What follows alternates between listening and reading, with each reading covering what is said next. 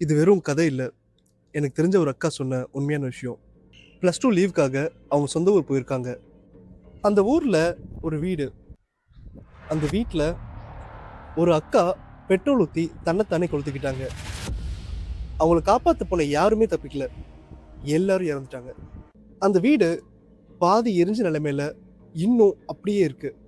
ஒரு டைம் அந்த வீட்டுக்கு பக்கத்தில் விளையாட போன சின்ன பசங்களோட உடம்புல சின்ன சின்ன தீக்காயங்களையும் பார்க்க முடிஞ்சது. அந்த அக்கா சொல்றாங்க, அந்த வீட்டை பார்க்குற ஒரு ஒரு நொடியும் பயத்துல அவங்க உடம்பே உறைஞ்சு போயிடுமா. அந்த ஊர்ல இருக்கவங்க சொல்றாங்க, அந்த அக்கா இன்னும் அந்த வீட்டுக்குள்ளேயே தான் இருக்காங்கன்னு. ஒரு நாள் நைட்டு 11 மணிக்கு கரண்ட் போயிடுச்சுன்னு இவங்க ஃபேமிலியா உட்காந்து வெளியே பேசிட்டு இருந்திருக்காங்க. அந்த டைம்ல அந்த வீட்டுல ஏதோ தகன்னு எரிஞ்ச மாதிரி ஒரு நெருப்பு தெரிஞ்சிருக்கு. அந்த வீட்டோட ஜன்னல்ல ஏதோ ஒரு எரிஞ்ச உருவம் கிராஸ் ஆகிருக்கு. இதை பார்த்தோன்னே அவங்க வீட்டுக்குள்ள போயிட்டாங்க. அந்த அக்கா தூங்குறப்போ அவங்க ரூம்ல அந்த எரிஞ்ச உருவத்தை பார்த்த மாதிரி சொன்னாங்க. இது பேயா இல்லை நம்ம மனசா?